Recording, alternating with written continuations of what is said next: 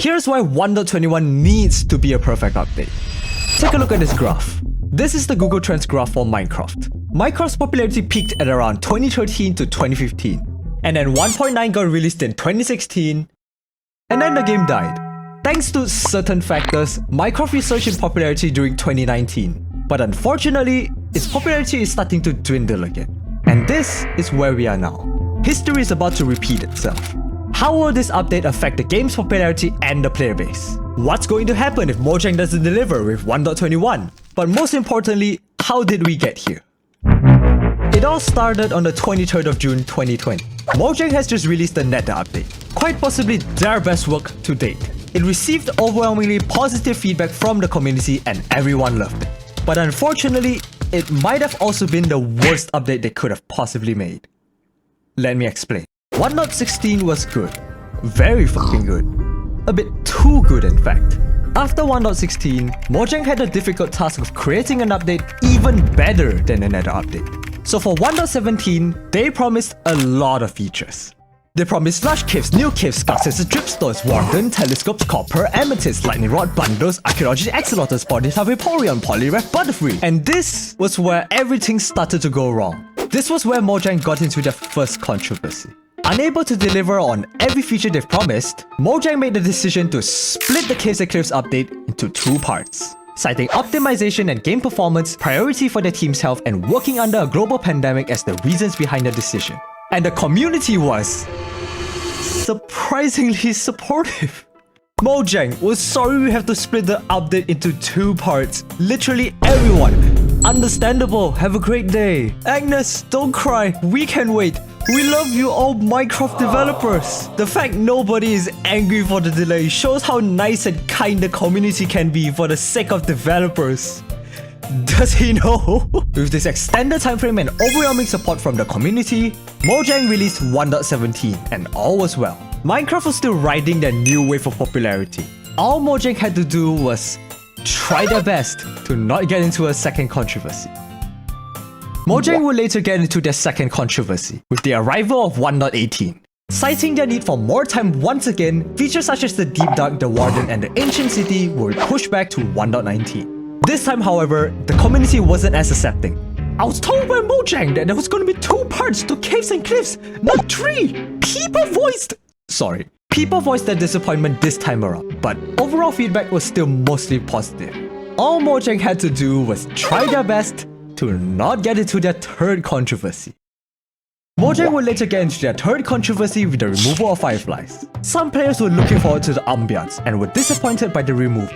Some players found it questionable that Mojang removed fireflies instead of changing their interactions like they did with parrots and cookies. And some players went even further. Objection! Hello, as an ecology student and general entomology and herpetology aligned person, I would like to say that not adding 2 pixel fireflies because they're poisonous to frogs is genuinely fucking baffling to me. Fireflies do have toxic, bitter tasting compounds, but the intent of these compounds is to deter predation on the species as a whole rather than kill. Take that! Since an animal will learn to avoid something like a firefly or brightly colored butterfly as a prey item after attempting to eat one and then getting a mouthful of awful taste. So despite all of this, the community eventually moved on.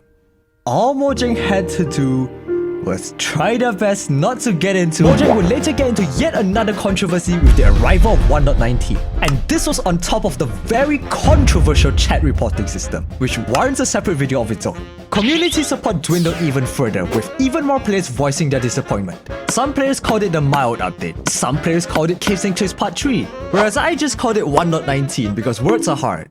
Moving on to 2023, things have been significantly better. Mojang has responded to all the criticisms, made necessary changes, and every controversy was put to rest. No, just kidding, it got worse. First was update 1.20, which had so much negative feedback it's only beaten by 1.9 and 1.10. The sniffer that won a pretty big majority in 2022 is now the second most hated mob from a mob vote. There's also the account migration, the controversial EULA changes, and so many more. And finally, we have the most recent controversy, the 2023 mob vote. This time, the drama spread like wildfire. On top of the usual drama that comes with a mob vote, people went even further this time and started the hashtag to stop the mob vote. The mob vote, which unfortunately also had potential evidence of voter fraud. I think this puts me at risk of being accused of spreading false info. 1 second. The mob vote, which unfortunately, to my knowledge, also might have had potential evidence of voter fraud. Allegedly. And just in case someone actually sues me for defamation, you can help me pay for my future legal fees by donating through Super Thanks. Or you can also donate to help support the channel. Either ways, thank you. With this entire timeline of controversies, broken promises and underwhelming updates, the community is at their tipping point. On the scale of 0 to 100 in terms of temperature, the community is at around 80 degrees right now. It's genuinely uncomfortable how tense and heated things have become. For my 31% American audience, that's 176 and 212. All of this is building up 1.21 to be Minecraft's most important update. Mojang's reputation is on the line here. With Mojang having their controversies, it ends up pushing the player base even further away by making players trust them less.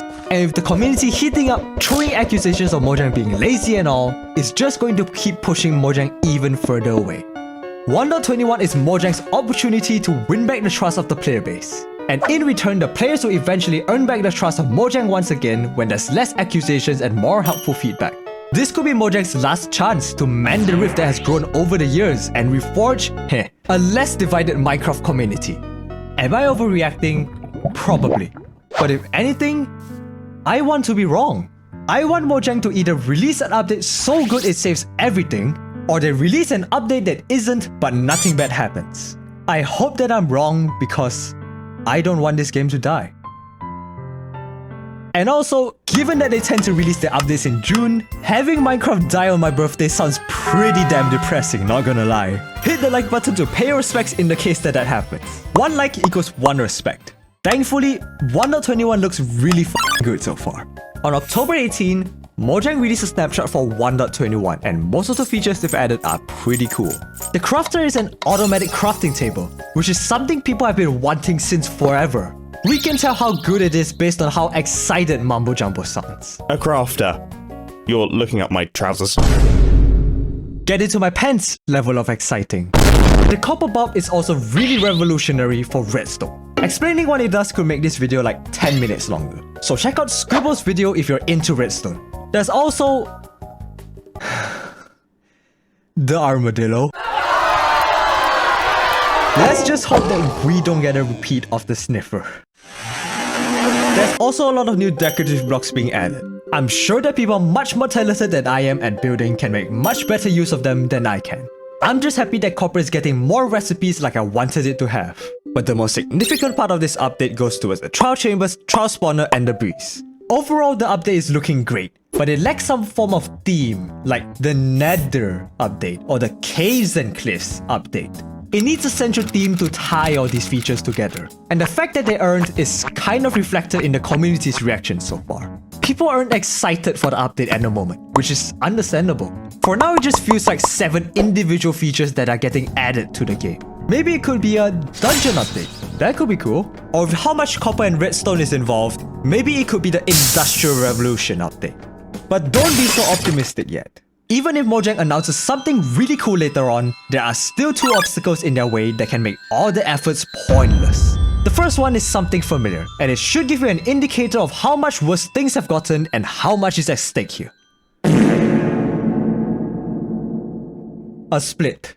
Now, not just the splitting of an update. Any feature that they announce needs to be added to the game. After what happened with Caves and Cliffs, people won't be so understandable of Mojang having a nice day anymore. If Mojang ever announces a split or delay of features again because they're prioritizing their team's health, the community will say no! Why? I want to work hard! Exactly. I think even they are aware of it and have been playing the cards extra carefully in this year's Minecraft Live. But the thing is, everything we've discussed in this video won't even matter if they do not fix this second problem. The other thing that might ruin the update and kill off any momentum they have is the controversial villager rebalancing. Check out this video where I discuss the villager rebalancing in its entirety. If they ship out these experimental changes in their current state, it will be so catastrophic that no amount of new features in 1.21 will ever fix the update, and I hope it doesn't come to that. Huge thanks to this week's members, Randomness, TheFlyingFire and RookieBerg.